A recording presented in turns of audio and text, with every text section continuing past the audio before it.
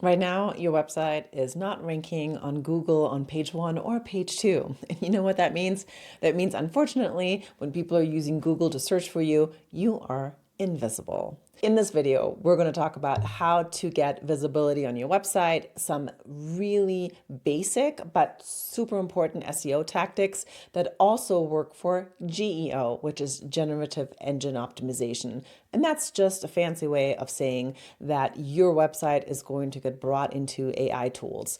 When you do a Google search, you get Google results and then you get Google AI results, and you want to come up as high as possible. So let me show you the tips that I've used for big companies and also my own website at cmogrowthguide.com. Hi, I'm Andrea Palten. I've been in marketing for 25 years and I've worked at giant companies like Transamerica, at startups, vice president of marketing at Techstars, and I also have my own business where I teach marketing and growth systems to entrepreneurs. So you are in good hands. I've done this a million times, and let's get started. Many entrepreneurs, especially those that are starting out, it's very normal not to be ranking at all on Google. And also, if you are ranking, you might be ranking on page 20 or 25, which is really the graveyard of Google, and you don't want to be there. And research shows that still today, in SEO results, when you're on spot number 10, you get 1.4% more click-throughs. If you are on spot number 5, you get nearly 4% of click-throughs. And guess what happens on spot number 1? You get over 45% of click-throughs. So of course, we all want to be on spot number 1, and this is a way to get started. I call this the Power Triangle SEO method, and it comes in 2 parts. In part 1, you pinpoint all of the keywords that you need to rank for. So you want to pick keywords that your target audience uses. I want you to use the way that your target customer speaks about whatever it is that you're selling. Your power triangle is title, main heading, opening content. These 3 elements tell Google exactly what your website and specifically your web page is all about. So let's see what this actually looks like. Let's look at the Wix website here. So this is a website building, website creation tool. And they decided to work on the word builder. So you can see here, I'm going to hover over this. They're using the keywords website builder. And they put the word website in their H1, and then they put website builder again right here. And then when you scroll down, they talk about blah, blah, blah. They use the word website a few more times, and then they use free website builder again. This is what I want you to do.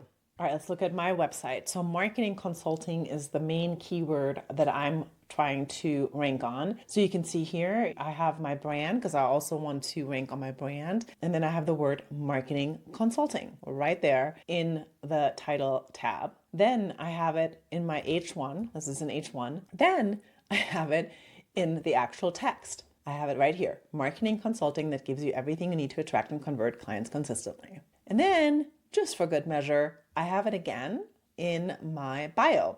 And I have marketing consulting right here. This is header 3.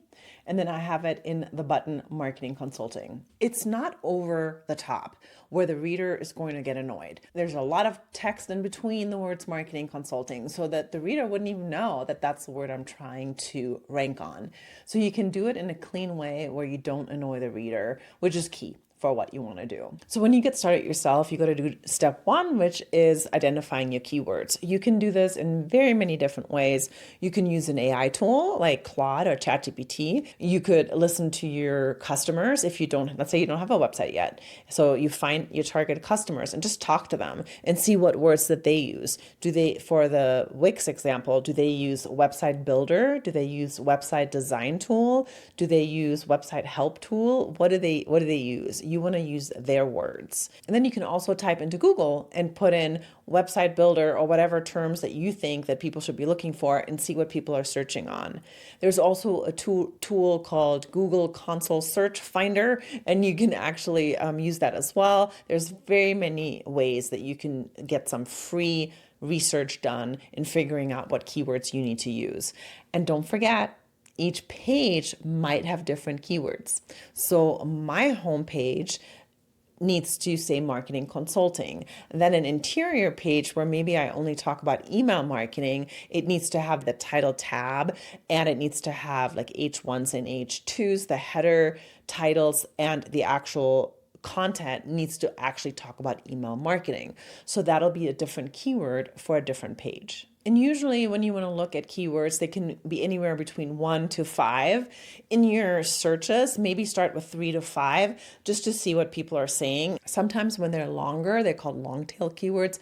So for example, if I'm a marketing consultant for only construction companies, I could write that. Construction companies marketing consultant. Those are 4 words. And then those are the 4 words that I'm going to try to rank for.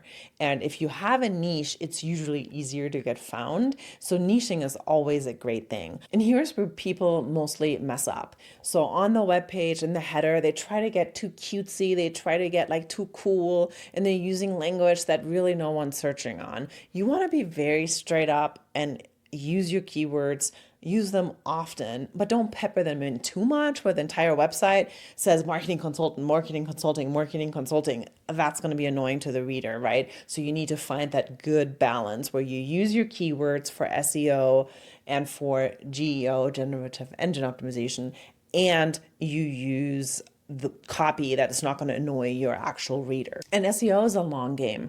So that means that whatever you're doing today, it might not even show up right away.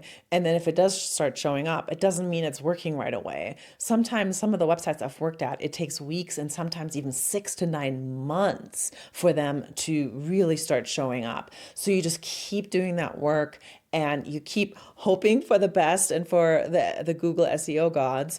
But it does help no matter what you're doing. It's going to inch you forward to your goals of getting found on SEO searches. This is a really good tip for you to do for your website. Make sure you check out the rest of my videos. I have all kinds of tips on websites. I also have a homepage conversion system course that's going to help you with content that you need on your website, because it's not just the SEO power triangle, it's the entire content on your webpage. That's a really good course, super cheap if you want to check it out.